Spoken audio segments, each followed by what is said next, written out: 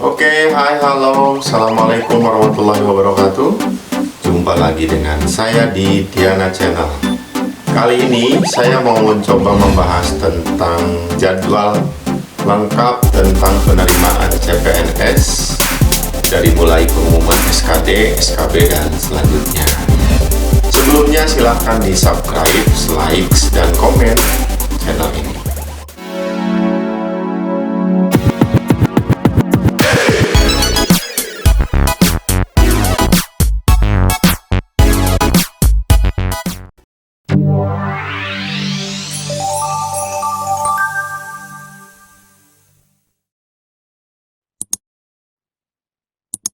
Oke, khususnya saya berikan informasi ini buat sahabat-sahabat yang kemarin barusan melaksanakan tes SKD dan mungkin hari ini sedang harap-harap cemas untuk menunggu keberhasilan sahabat-sahabat semuanya. Saya informasikan pula berapa sih sebenarnya jumlah pelamar CPNS pada tahun sekarang. Nah, jumlah pelamar CPNS pada tahun sekarang adalah sekitar 4.197.218 pelamar. Nah, kemudian berapa sih yang dibutuhkan untuk nanti diangkat menjadi CPNS? Yang dibutuhkan adalah sekitar 150.315. Nah, kalau dibanding dengan tahun kemarin dibutuhkan sekitar 238.15 formasi. Nah, sementara jumlah pelamarnya adalah 3.749.748. Tahun kemarin memang peluang untuk menjadi PNS-nya lebih besar karena jumlah formasinya juga cukup banyak dan jumlah pelamarnya lebih sedikit dari sekarang. Tentu keberhasilan adalah Allah yang menentukan. Jadi nyantai aja, yang penting jalani terus, sungguh-sungguh untuk melaksanakan tesnya, persiapan yang baik, dan diakhiri dengan doa. Oke, nah selanjutnya saya akan berikan informasi tentang jadwal lengkap penerimaan CPNS di tahun 2019 yang dilaksanakan pada tahun 2020. Jadwal yang pertama adalah pengumuman SKD. Pengumuman SKD akan dilaksanakan pada tanggal 22 sampai dengan 23 Maret tahun 2020. Itu serentak dilakukan di seluruh Indonesia untuk instansi daerah maupun instansi pusat. Jadwal berikutnya adalah untuk pelaksanaan SKB-nya akan dilaksanakan sekitar tanggal 25 Maret sampai dengan 10 April 2020. Peserta yang akan diambil dari SKD adalah mereka-mereka yang lulus masuk passing grade pada saat SKD dengan cara di ranking, sahabat semuanya. Yang masuk ke SKB nanti adalah 3 kali jumlah formasi. Jadi kalau formasinya dibutuhkan 10, maka yang akan dipanggil masuk untuk tes SKB adalah 30. Oke, berikutnya pengumuman SKB-nya akan dilaksanakan tanggal 27 sampai dengan 30 April 2020. Nah, jadwal berikutnya adalah untuk pengumuman integrasi antara SKD dan SKB adalah akan dilaksanakan sekitar tanggal 1 Mei 2020. Jadi pengumumannya hanya sehari saja. Jadi tanggal 1 Mei itu adalah pengumuman hasil dari tes SKD dan SKB, hasil dari integrasi tes SKD dan SKB diumumkan tanggal 1 Mei. Berikutnya, jadwal yang kelima adalah pemberkasan. Jadi setelah diumumkan lulus, berikutnya adalah akan ada pemberkasan. Pemberkasan berupa memberikan data-data, memberikan berkas-berkas yang berkaitan dengan rekrutmen CPNS itu bagi yang lulus tes CPNS integrasi antara SKD dan SKB. Jadi akan dilaksanakan sekitar tanggal 1 Mei sampai dengan 15 Juni.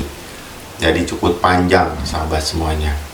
Ada sekitar 1,5 bulan. Oke, berikutnya setelah pemberkasan, maka sahabat-sahabat semuanya yang sudah lulus CPNS akan menanti SK-nya. Surat keputusan diangkat menjadi CPNS. Sekitar 6 bulan kita menunggu untuk diterbitkannya SK CPNS dan sekaligus SK penempatan. Jadi sahabat-sahabat semuanya yang lulus CPNS nanti akan ditempatkan di instansi yang dilamar oleh sahabat-sahabat semuanya pada saat mendaftar menjadi CPNS tersebut. Nah, setelah turun SK CPNS dan penempatan, maka kita sudah mulai bekerja di tempat yang dulu kita lamar informasinya. Apakah setelah kita masuk di sana sudah jadi PNS? Masih belum, masih ada proses yang kita harus lalui. Nah, setelah kita dapat SK CPNS, maka kita sudah bekerja di instansi yang kita tuju. Kemudian kita nunggu lagi SK PNS-nya. Untuk mendapatkan SK PNS, kita harus melalui tahapan berikutnya, yaitu diklat prajabatan. Nah, kalau dulu itu diklat prajabatan. Nah, kalau sekarang saya tidak tahu istilahnya apa. Jadi nanti kita nunggu untuk masuk pada diklat prajabatan. Untuk diklat prajabatan kita menunggu karena prajabatan biasanya bertahap. Jadi kita tetap bekerja di sana, nanti kita dipanggil, kemudian bergabung dengan teman-teman yang lain yang sudah lulus CPNS. Jadi tidak serentak dilakukan tapi bertahap. Nah, penentuan kita lulus atau tidak jadi PNS adalah pada saat kita sudah diklat, lalu kemudian di akhir ada tes. Tes itulah yang menentukan kita lulus atau tidak jadi PNS. Mungkin menurut pengalaman banyak juga yang belum lulus kemudian kembali lagi CPNS dan seterusnya seperti itu. Nah, mudah-mudahan sahabat-sahabat semuanya nanti lulus CPNS dan kemudian lulus jadi PNS. Setelah diklat lalu kemudian kita dinyatakan lulus, baru kita akan mendapatkan SK berikutnya adalah SK PNS. Nah, pada saat kita masih CPNS, kita sudah dapat gaji, tapi gajinya baru 80%. Jadi, pada saat CPNS, dia baru menerima gaji 80% dari gaji pokok yang akan diberikan. Dan kemudian, ketika sudah lulus diklat prajabatan dan mendapatkan SK 100% atau SK PNS itu, maka baru gajinya diturunkan 100%. Berikut tunjangan-tunjangan dan sebagainya. Ya, mungkin di PNS itu banyak istilah tunjangannya. Ada TPP, ada tukin, ada tunjangan anak istri, ada tunjangan-tunjangan yang lainnya. Oke, sahabat-sahabat semuanya, demikian jadwal yang nanti akan dilaksanakan pada saat penerimaan CPNS tahun 2019. Sumber ini saya ambil dari website BKN. Mudah-mudahan ini menjadi pengingat buat sahabat-sahabat semuanya yang sedang mengikuti tes CPNS sekarang. Oke, baik sahabat-sahabat semuanya, mudah-mudahan informasinya bermanfaat bagi sahabat-sahabat semuanya. Mudah-mudahan juga berhasil untuk menggapai apa yang dicita-citakan, mendaftar, kemudian lalu lulus menjadi PNS. Bagi yang belum lulus, mudah-mudahan nanti masih ada kesempatan. Saya yakin masih banyak kesempatan. Jadi jangan khawatir, kesempatan untuk mendaftar menjadi PNS masih banyak.